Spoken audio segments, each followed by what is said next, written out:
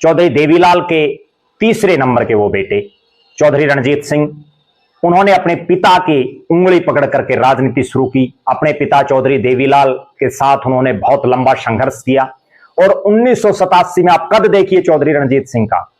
1987 में जब चौधरी देवीलाल ने स्पष्ट तौर पर कह दिया था कि इस चुनाव में उनके परिवार का कोई सदस्य चुनाव नहीं लड़ेगा, उसके बावजूद उन्होंने अपने बेटे रणजीत सिंह को, चौधरी रणजीत सिंह को चुनाव लड़ाया 1987 में और चौधरी रणजीत सिंह विधायक बने। विधायक बनने के बाद चौधरी देवीलाल की सरकार में मंत्री बने।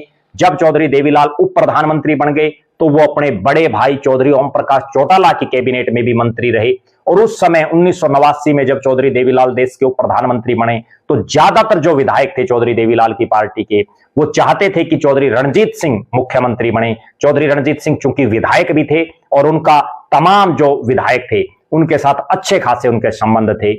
विधायक चाहते थे कि चौधरी रणजीत सिंह मुख्यमंत्री बने, लेकिन चूंकि परिवार के बड़े बेटे चौधरी ओम प्रकाश चौटाला थे, इसलिए चौधरी देवीलाल ने ओम प्रकाश चौटाला को मुख्यमंत्री बनाने का फैसला किया। और उनका वो फैसला गलत भी साबित हुआ।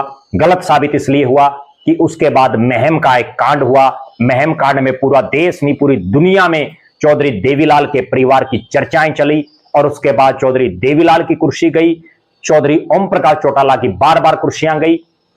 और उस महम कांड के बाद हालात और परिस्थितियां ये बनी कि चौधरी देवीलाल जो दो प्रधानमंत्रियों के साथ देश के उप प्रधानमंत्री रहे, जो तीन राज्यों में जिन्होंने एक साथ लोकसभा का चुनाव लड़ा, जो दो राज्यों में लोकसभा के सांसद बने, जो उत्तर प्रदेश, बिहार से लेकर के कर्नाटक और तमिलनाडु तक देश भर में जो इतने लोकप्रिय थे, चौटाला गांव में बैठ करके जो देश के अलग अलग हिस्सों के मुख्यमंत्री तय करते थे, वो चौधरी देवीलाल उस महम कांड के बाद कभी कोई चुनाव नहीं जीत पाए। वो लोकसभा में हारे, लगातार 3 चुनाव रोहतक से गिराए जैसे हल्के से विधानसभा तक का वो चुनाव हार गए, जो प्योर ग्रामीण हल्का।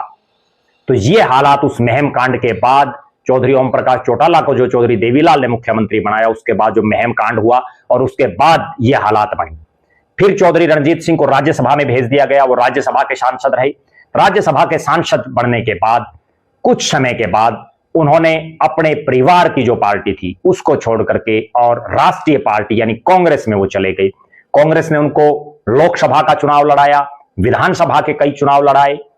चौधरी भूपेंद्र सिंह हुड्डा जब प्रदेश के मुख्यमंत्री बने तो उनको योजना आयोग का उपाध्यक्ष बनाया गया, जो कैबिनेट मंत्री के बराबर जिसका प्रोटोकॉल है। और चौधरी रणजीत सिंह की एक बड़ी खासियत यह रही कि जब भी किसी पार्टी को यह लगे कि इतने बड़े नेता के सामने किसको चुनावी मैदान में उतारा जाए, तो वहां एक ही